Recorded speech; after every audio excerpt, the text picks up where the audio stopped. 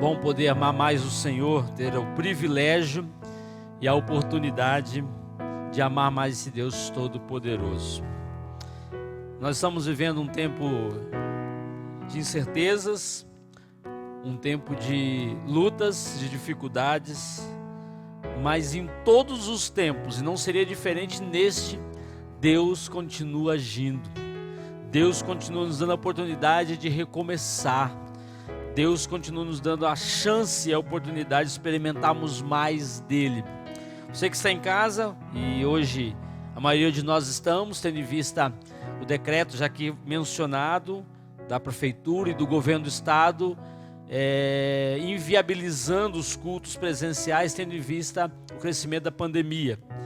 E eu queria ler com você que está em casa conosco nessa manhã, ler a palavra santa do Senhor, e nós estamos aqui também na equipe de trabalho, ouvimos o que Deus tem para o nosso coração. Leia comigo, por favor, Isaías 43, somente os versículos 18 e 19. Eu vou ler na nova tradução, na linguagem de hoje.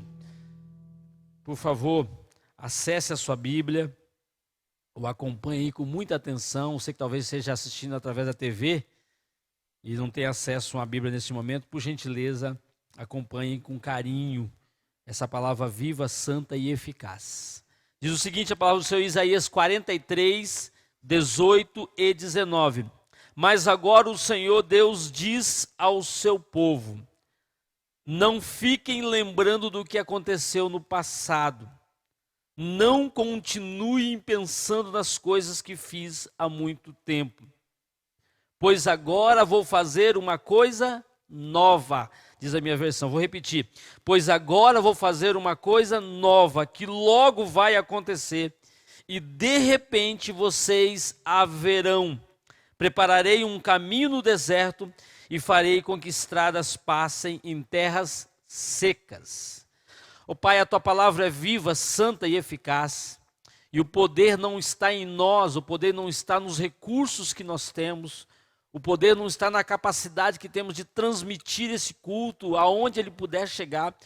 Todo o poder vem do Senhor, toda a glória é do Senhor, toda a honra tem que ser depositada para o Senhor. Então, em nome de Jesus, nós pedimos agora que o Senhor fale poderosamente em nosso coração. Fale conosco, Senhor.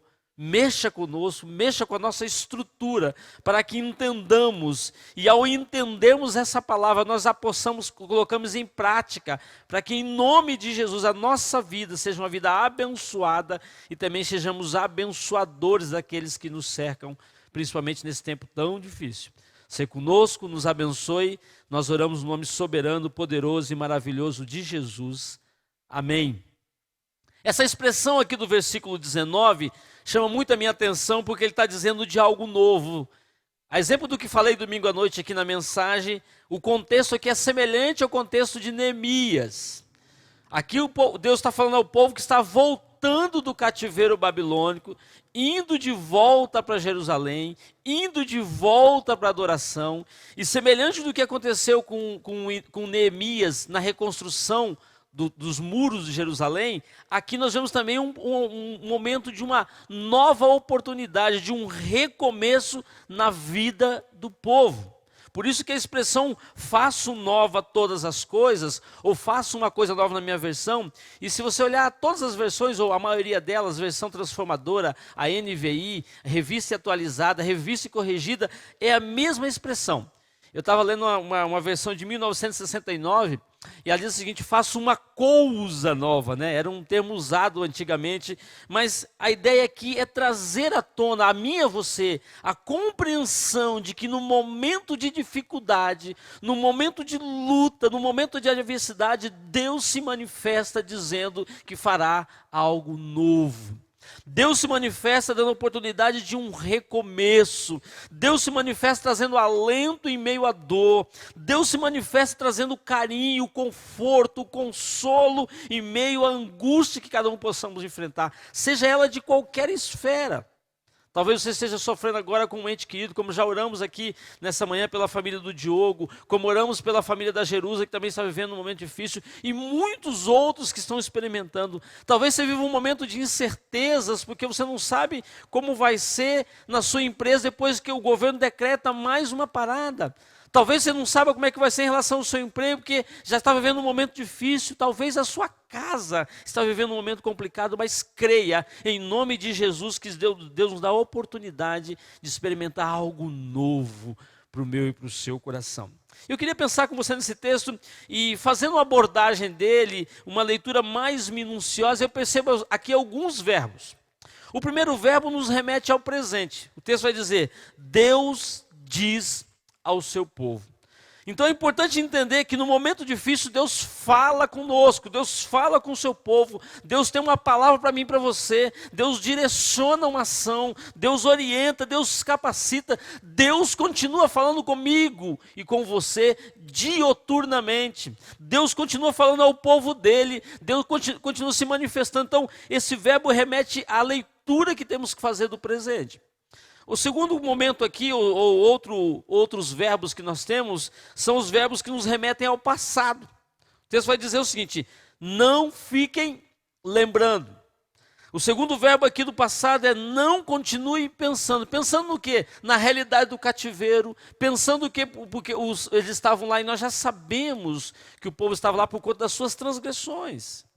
O povo estava lá por conta da sua postura equivocada, nós já sabemos disso, já foi dito aqui em outro momento, mas o texto fala o seguinte, não fique lembrando da opressão que vocês enfrentaram lá na Babilônia, não fique lembrando das dificuldades que vocês tiveram na vida, aprendam, olhem sim para o presente, mas consigam olhar para o futuro, e Deus tem um futuro maravilhoso para mim e para você.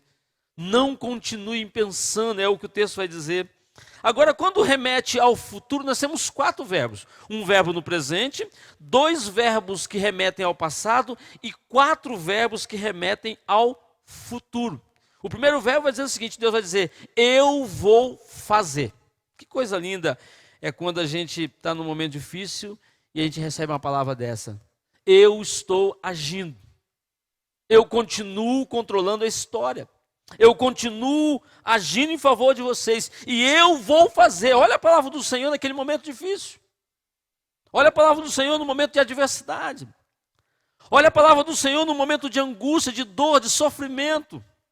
Olha a palavra do Senhor dizendo o seguinte, eu sei que vocês erraram, eu sei que a consequência do pecado de vocês é esse, mas eu quero dar para vocês o seguinte, eu quero mostrar que eu continuo fazendo e eu vou fazer, eu vou tirar vocês da Babilônia e vou levar vocês lá para a terra que eu dei a vocês. Eu vou tirar você da angústia e levar você para um momento de bênção. Eu vou abençoar a sua vida. O segundo verbo que nos leva ao futuro é vai acontecer. Quantas vezes eu e você experimentamos momentos difíceis e achamos que não tem solução? Quantas vezes quando olhamos ao nosso redor, ou até mesmo para dentro de nós, achamos que aquilo que estamos enfrentando, ou a luta que nós temos é tão grande, tão intensa, tão aguda, que nada vai acontecer. Deus está dizendo, vai acontecer. Terceiro verbo que nos remete ao futuro, vocês verão. Ou seja, eu vou fazer, vai acontecer e vocês verão. E o que eles viram lá no contexto? Eles viram Deus agindo mais uma vez, como agiu lá atrás no Egito, como tirou eles da escravidão, como atravessou o povo pelo Mar Vermelho, como cuidou do povo nos 40 anos no deserto, de dia com a nuvem, de noite com a coluna de fogo, mandando os profetas, mandando os juízes para agir em favor do povo. Deus mais uma vez diz a eles, vocês verão o meu poder, a minha graça, o meu amor sendo manifestado em vocês.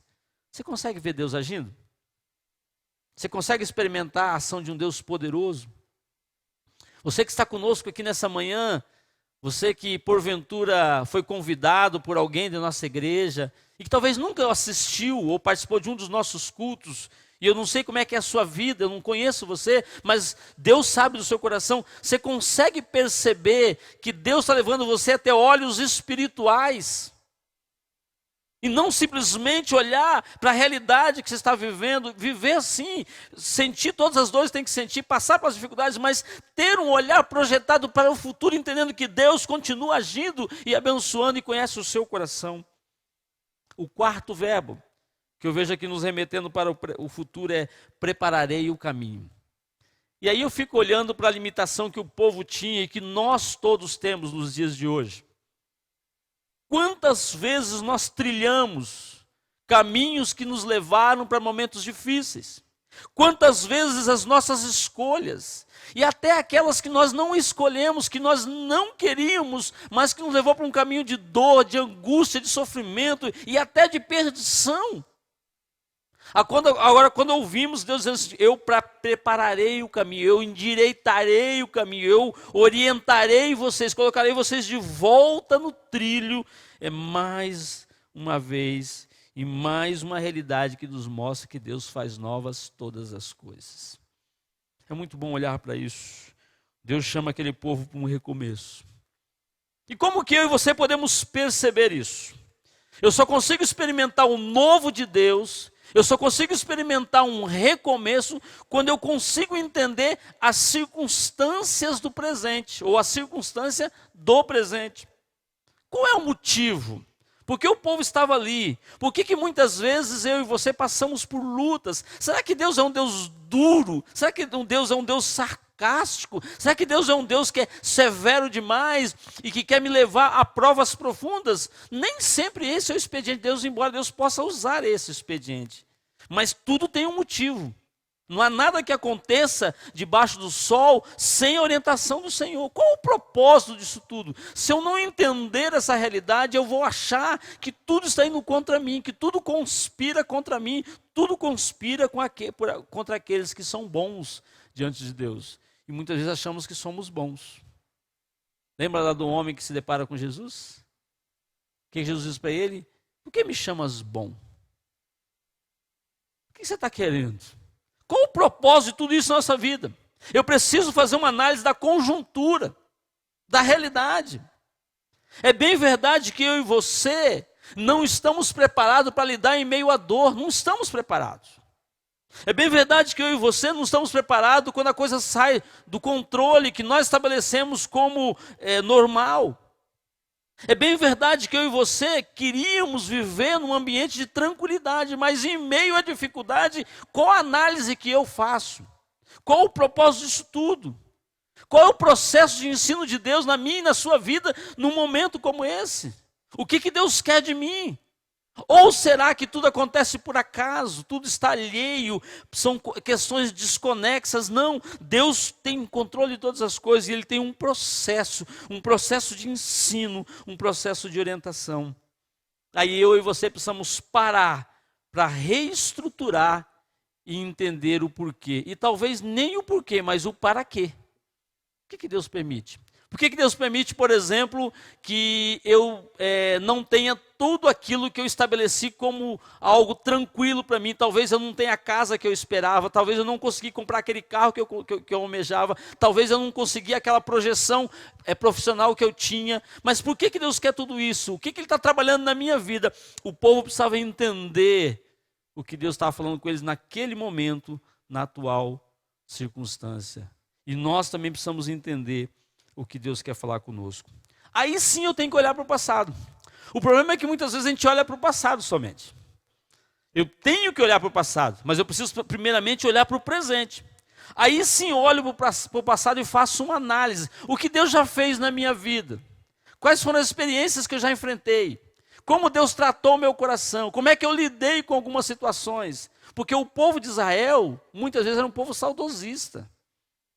Muitas vezes é um povo que ficava naquela lamúria.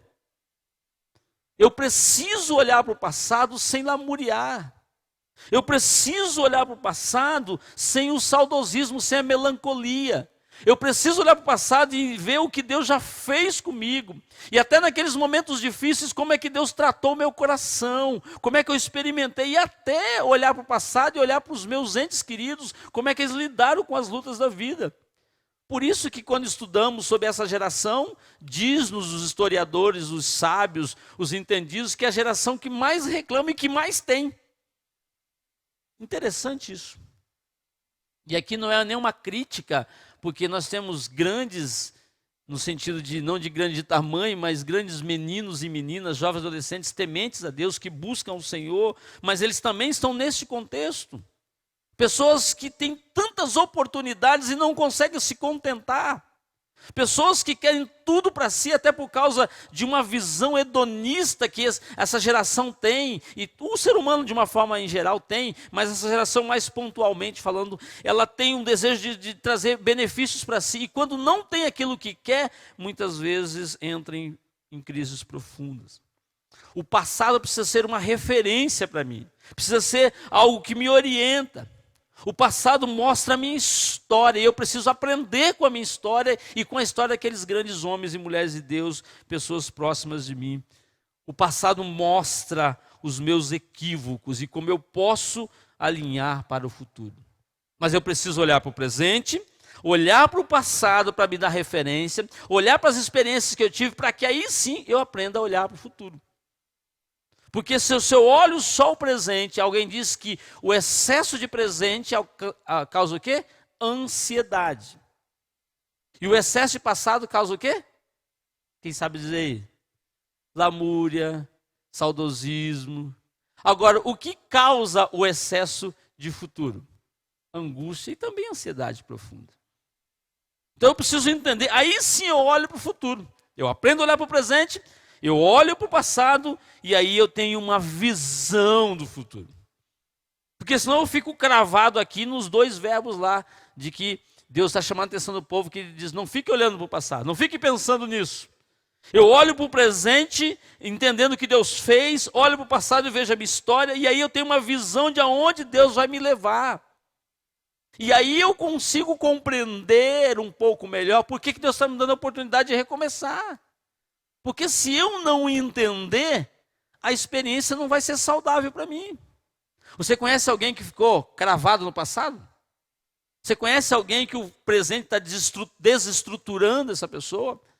Você conhece alguém que vive mas não é mais assim, a coisa passou, como era bom antigamente, agora não é mais. E não consegue olhar para o futuro, ou seja, eu vou tirar vocês da Babilônia, mais uma vez vou mostrar o poder para vocês, mais uma vez vocês não merecem, mas eu vou fazer isso por vocês, mais uma vez vou mostrar que eu sou um Deus que é um Deus de glória, um Deus de poder, vou abençoar vocês, mais uma vez eu vou estabelecer a minha promessa para vocês, mais uma vez eu vou reforçar a aliança, mas vocês precisam olhar para o futuro, olhar para frente, saber para onde nós vamos. Quem olha para o futuro sabe quem está levando a sua história. Quem olha para o futuro compreende que tem um poder sobrenatural que age em nosso favor. Quem olha para o futuro compreende que esse Deus é um Deus resgatador. Como é que está o seu coração? Como é que está a sua vida nesse dia de hoje? Alguém disse que ontem foi um dia louco de procura das pessoas aos supermercados. E talvez sexta-feira foi mais ainda. Porque quando o governo diz que iria fechar tudo, com exceção do supermercado, que é uma atividade essencial, mas o povo ficou louco, desenfreado. Alguém disse que no supermercado demorava mais ou menos 5 minutos na fila para comprar o pão, estava demorando 15 a 20 minutos. Mas por que muitas vezes acontece isso? Porque nós temos dificuldade de lidar com o futuro. Nós dizemos que cremos no Senhor, mas não conseguimos olhar para o Senhor. Nós dizemos que o Senhor é o dono da história, mas temos medo do amanhã. Nós dizemos que o Senhor é o Deus que cuida de tudo, mas não cremos que Ele pode mudar o nosso coração machucado, ferido. Nós cremos que Deus é poderoso para fazer infinitamente mais, mas continuamos pautados e firmados naquilo que nós temos, naquilo que nós conseguimos construir, naquilo que nós entendemos que traz estabilidade e supostamente equilíbrio e controle nas nossas mãos. Quando eu olho para o futuro, eu creio que Deus continua agindo sim, e Ele continua resgatando. Ele continua abençoando, Ele sabe do seu choro, Ele sabe da sua dor, Ele sabe da sua angústia, Ele sabe que se deixar na sua mão, você não saberá como lidar, e Ele toma a sua história na mão dele e diz: deixa que eu carrego para você, deixa que eu continue te abençoando. Olhar para o futuro é perceber e deixar Deus renovar a nossa adoração. Porque uma das características que eu disse isso no domingo passado e repito, uma das características que Deus tira o povo da Babilônia e leva o povo de volta para Jerusalém é para restabelecer a adoração. E também disse semana passada para restabelecer a comunhão. Será que Deus não está permitindo para você nesse momento uma luta, uma dificuldade para renovar a sua adoração, a sua busca, a sua comunhão com Ele, a sua intimidade com Ele, uma vida mais próxima dEle, uma vida de dependência total dEle? Sabe que Deus não quer reforçar a aliança dEle com você, quer mostrar mais ainda o poder dEle com você, não quer reforçar a promessa dEle na sua vida? Eu não sei, e você sabe, talvez você não saiba na totalidade, mas Deus sabe poderosamente. Aí quando eu olho para esse texto aqui, eu percebo não só os 2 versículos que nós lemos, mas desde o início do capítulo 43, Deus falando ao coração do povo, mostrando a eles como é que era. Veja comigo aí o início, no versículo 1 do capítulo 43 de Isaías, por favor.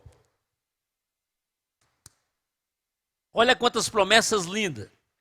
Isaías 43, 1. Não tenha medo, pois eu o salvarei. Eu o chamei pelo seu nome, você é meu, propriedade exclusiva de Deus. Não tenha medo, não tenha medo.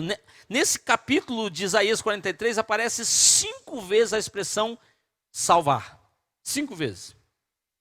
E nós sabemos, eu e você sabemos, trazendo para o contexto neotestamentário, que a nossa salvação já foi firmada, já foi cravada, já foi estabelecida na cruz do Calvário. Então nós seremos salvos. O problema é que eu e você entendemos salvação com conforto. O problema é que eu e você entendemos salvação com suposta estabilidade.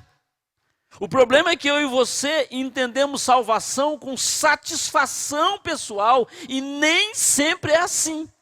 Infelizmente, bom seria se tudo fosse mar de rosas, mas não é. Mas o texto está dizendo 5 vezes, só no capítulo 43, eu salvarei vocês, eu vou salvar. 43, versículo 2, diz o seguinte: quando você atravessar águas profundas, eu estarei ao seu lado, e você não se afogará. Quando passar pelo meio do fogo, as chamas não o queimarão. Proteção divina. Cuidado do Senhor, ação intensa em nosso favor, o cuidado em todas as circunstâncias da nossa vida, Deus promete que cuidaria de nós. Versículo 3 do capítulo 43, pois eu sou o Senhor seu Deus, o Santo Deus de Israel, o seu Salvador. Aqui está mais uma vez a palavra salvar. Versículo 4 do capítulo 43, para libertar você, entrego nações inteiras como preço do resgate, pois para mim você vale muito. Eu gosto dessa expressão na nova tradução da linguagem de hoje, porque ela não é simplesmente triunfalista. E aliás, eu me preocupo muito com a mensagem triunfalista. Nosso Deus é um Deus do triunfo, mas é um Deus que exige renúncia, entrega. Negue-se a si mesmo, tome a sua cruz e me siga. O versículo 5 vai dizer o seguinte, de novo: não tenha medo, pois eu estou com você. Versículo 6, ordenarei que deixe que os meus filhos e as minhas filhas voltem para casa. O versículo 7, eu os criei, lhes dei vida a fim de que mostrem a minha grandeza. O versículo 10, o Senhor diz: povo de Israel, você é minha testemunha, você é o servo que eu escolhi para que me conheça e creia em mim e entenda que eu sou o único Deus. Você compreende isso?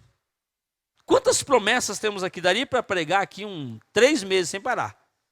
Tanta coisa linda nesse texto. Deus quer recomeçar. Deus quer fazer coisa nova.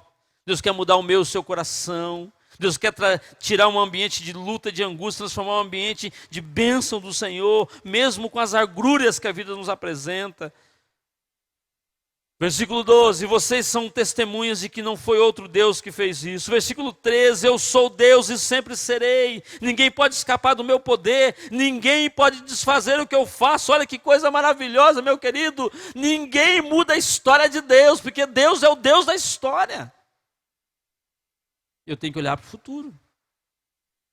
E quando eu estou dizendo de olhar para o futuro, eu estou reforçando para você nesta manhã e para mim também. Eu não estou dizendo que nós temos que ser ignorantes com o nosso passado. Não estou dizendo que nós temos que ser complacentes com o nosso presente ou displicentes. Não, eu estou dizendo, eu tenho que olhar para isso, mas eu preciso olhar para o futuro e dizer, Deus, faça algo novo no meu coração, na minha vida, na vida da minha família, na vida da minha igreja, na vida dos meus entes queridos. Versículo 16, aliás, 16, há muito tempo o Senhor abriu um caminho no mar, uma estrada no meio das águas perigosas. 17, ele derrotou um poderoso exército, um exército de carros e cavalos de guerra. O versículo 20, pois farei com que jorrem fontes no deserto, com que rios corram pelas terras secas, para dar de beber ao meu povo escolhido. E concluindo, não o capítulo vai mais para frente, eu enfatizo aqui o versículo 21. Este é o povo que criei para que fosse meu, a fim de que desse louvores ao meu nome. Agora, como louvar no momento difícil? Como louvar enfrentando uma prisão numa terra estranha, como eles estavam lá na Babilônia? Como louvar quando estamos sentindo saudade dos nossos entes queridos, como eles estavam lá, disse semana passada e repito, ficaram muitos lá na terra prometida quando eles foram levados para o cativeiro. Como louvar quando eu olho para o lado e vejo escravidão? Como louvar quando eu olho para o lado e vejo aprisionamento? Como louvar quando eu olho para o lado e não estou com os meus entes queridos? Como louvar quando eu estou distante da minha família, crendo que Deus é dono de todas as situações e que há uma promessa de que Ele fará novas todas as coisas? Mesmo que os meus olhos não veem, mesmo que meus ouvidos não possam ouvir, mesmo que o meu coração não consiga contemplar, Deus tem uma promessa de fazer novas todas as coisas. Você quer recomeçar? Você quer mudar de vida? Você quer mudar o estilo de vida que você tem? Você quer pedir que Deus te dê força quando você não tem mais nenhum vigor? Você quer pedir para que Deus cuide do seu coração quando a sua vontade é chorar? Você quer pedir para que Deus te dê a certeza do futuro quando você olha para um presente e ele já é incerto? Quanto mais o dia de amanhã. Você quer que Deus faça novas todas as coisas quando você não consegue se desvencilhar do que é passado? Você quer que Deus te dê a chance de recomeçar quando você olha para o seu coração e não percebe que tem força nenhuma? Ou percebe que não tem força nenhuma e não sabe como agir? Eu queria dizer para você que você precisa pedir ajuda. Tem muita gente boa aí querendo te ajudar. Existem muitos homens e mulheres de Deus dispostos a te ajudar. Não carregue o seu fardo sozinho. Não carregue o seu fardo sozinho. Deus é tão tremendo e eu quero compartilhar um testemunho bem breve. Ontem eu estava em casa e me mandou um recado um pastor muito amigo meu aqui do Paraná, um grande amigo. E ele queria uma informação lá para precisava passar para ele, para uma coincidência, a informação que ele precisava eu tinha nas minhas mãos naquele momento. Aí eu falei, tal lugar, e acessei, mandei para ele, falou, obrigado. Aí a gente começou a conversar. E aquela conversa que era para ser talvez de uns 3 minutos, demorou quase meia hora. E esse pastor tem uma formação, além da formação pastoral, ele é psicólogo. Eu vou dizer para você como Deus é lindo e maravilhoso. As palavras que ele me disse ontem, mais ou menos meio-dia e 40, por aí, antes da 1h da tarde, estão gravadas no meu coração. Porque ele foi um instrumento de Deus para me abençoar naquele momento. E ele me procurou para ajudar ele. Como é lindo Deus agir. E Deus mostrar para mim e para você que Ele faz novas todas essas coisas. Meu querido, em nome de Jesus, nós vamos cantar agora. Eu queria que, ao cantarmos essa música, eu queria perguntar para você o que você precisa que Deus mude no seu coração. O que você precisa que Deus transforme? Em que área da sua vida você precisa recomeçar? Ah, pastor, há muito tempo eu não tenho alegria de adorar ao Senhor. Pastor, eu não me lembro qual foi a última vez que eu peguei na Bíblia. Pastor, a minha vontade não é fazer mais, a minha vontade é não fazer nada. Pastor, eu não tenho forças, eu não tenho vigor. Como é que você está dizendo de fazer novas todas as coisas, pastor? Eu perdi alguém que eu amo. Eu estou sofrendo. Eu perdi o meu emprego. A minha empresa está fechada por causa desse momento. Os meus filhos, pastor, eles estão num momento difícil. Eu quero dizer para você que eu talvez não compreenda tudo isso, mas eu quero dizer para você que o Deus que nós servimos, o Deus Todo-Poderoso, conhece a sua vida, conhece a sua luta, conhece a sua angústia, conhece a sua dor, sabe o que você está passando e promete para você que Ele pode fazer novas todas as coisas. É isso que eu quero que você entenda essa manhã. Esse é meu desafio para você e para mim. E em nome de Jesus, ao cantarmos, eu queria que Deus falasse ao teu e ao meu coração. E nós vamos orar no final.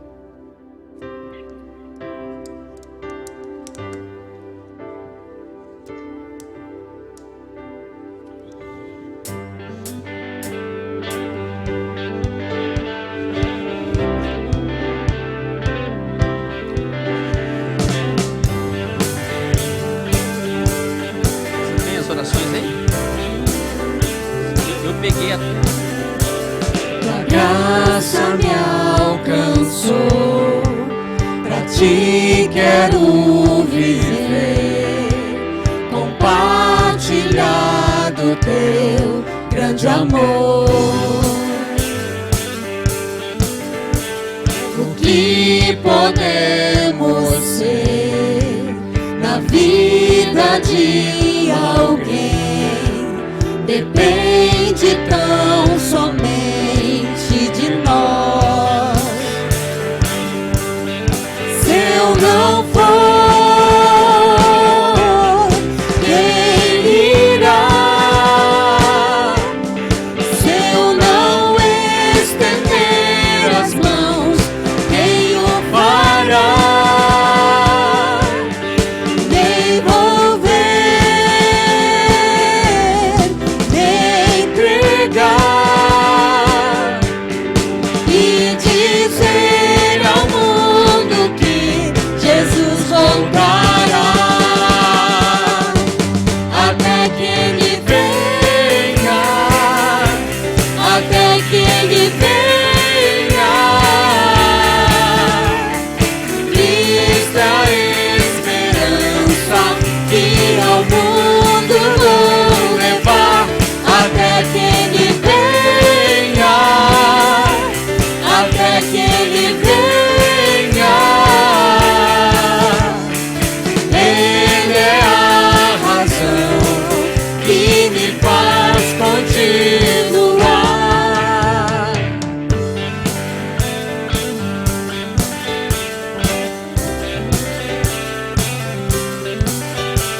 Tua graça me alcançou, pra ti quero viver, compartilhar do teu grande amor.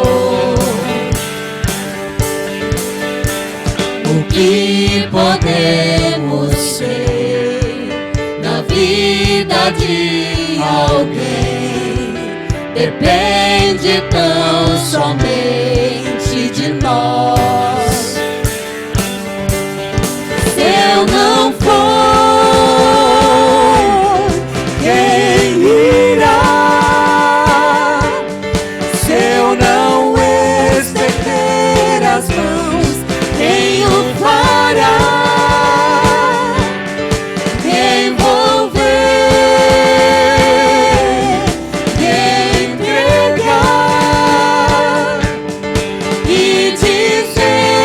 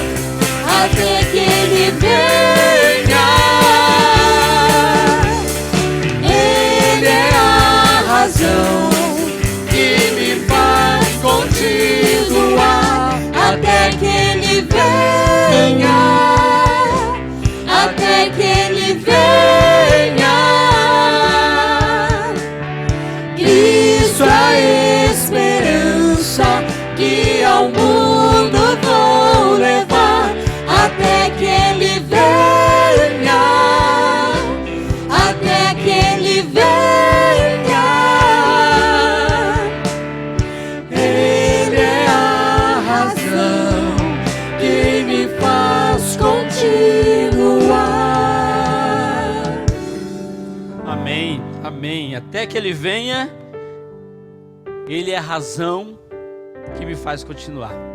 Quero orar por você nessa manhã, pedindo que Deus abençoe o seu coração. Pedir que Deus te dê força. Eu não sei se estão conosco nessa manhã assistindo a família do irmão Diogo, Carol, a Júlia, Sandra, Gustavo. Eu não sei se eles estão aí. Mas eu creio que eles têm recebido a porção da graça do Senhor. Já foi avisado aqui logo, daqui a pouco estaremos, o pastor Antônio vai estar lá com a família, dando um suporte num momento como esse. Eu não sei como é que está a família da Jerusa, agora lá no Rio Grande do Sul. Mas eu sei de um Deus poderoso que faz novas todas as coisas. De um Deus que ama, Deus que abençoa o coração. Eu quero orar para você nessa manhã que está se sentindo desanimado, abatido. Ô pastor, essa pandemia revelou o quanto que eu estou distante do Senhor. Eu quero orar para que Deus te dê força, para que Deus renove o seu coração, para que Deus te reanime, para que Deus te abençoe, porque está provado para mim e para você que o que não falta para nós não é tempo. Nós não temos problema com o tempo. Nós não temos problema com o tempo. Nós temos problema com a nossa infidelidade. Nós temos problema com as nossas inconstâncias. Nós temos problemas com o nosso ou a pseudo-prática do Evangelho. Nós temos problema com as nossas falsas concepções de Deus. Mas Deus está dizendo: eu quero fazer novo, eu quero fazer um novo na sua vida. Eu quero renovar o seu coração, eu quero renovar o seu ânimo, eu quero renovar a sua alegria, eu quero renovar a sua adoração. Eu quero trazer você de volta para mim, porque eu te amo, eu te amo, eu te amo. É como se fosse assim Deus dizendo para mim e para você. E como cantamos nessa manhã, até que Ele venha, até que Ele venha, até que o Senhor venha, até que o Senhor volte, Senhor. O mundo espera de mim e dos meus irmãos a manifestação de um povo que te busca, de um povo que chora aos teus pés, de um povo que reconhece a sua fragilidade, de um povo que reconhece a sua limitação, mas de um povo que conhece o Deus vivo, poderoso, o Deus que é Senhor de todos os senhores. Ah, Pai amado, reacenda a chama no nosso coração. Reaviva, Senhor, a tua igreja. Reaviva os corações, Senhor.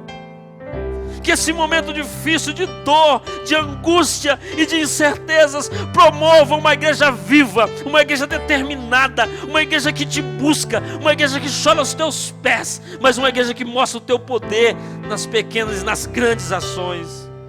Ah, Pai amado, nós queremos um Deus que é vivo e poderoso.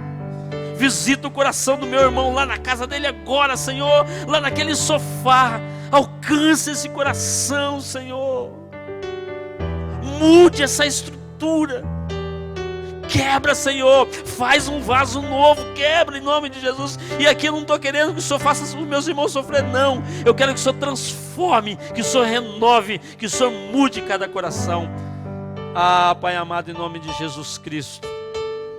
Nós cremos assim. Nós cantamos assim. Nós até oramos assim. Mas permita que experimentemos essa verdade no nosso viver diário. Retira de nós, Senhor, a religiosidade e coloque em nós o fogo do Senhor. Retire de nós, Senhor, o comodismo cristão e coloca em nós um coração de servo, um coração determinado, um coração que ousado, na ousadia do Espírito Santo, que olha para o passado sim, para tudo aquilo que o Senhor construiu, que tenta entender o presente, mas que sobretudo olha para o Deus do futuro, o Deus que vai voltar na pessoa do seu Filho, o Deus que vai fazer a igreja triunfar, o Deus que vai fazer a igreja mudar de endereço e ir para a eternidade, ó Pai, em nome de Jesus. Seja conosco. Fale ao nosso coração e nos abençoe poderosamente. É assim que nós oramos. Confiantes. Confiantes no nome de Jesus. O nome que está acima de todos os nomes. O nome do poderoso, do Santo de Israel. Do Deus da salvação. Do Deus da cura, da libertação. Do Deus da transformação. É no nome de Jesus que oramos e agradecemos. Amém.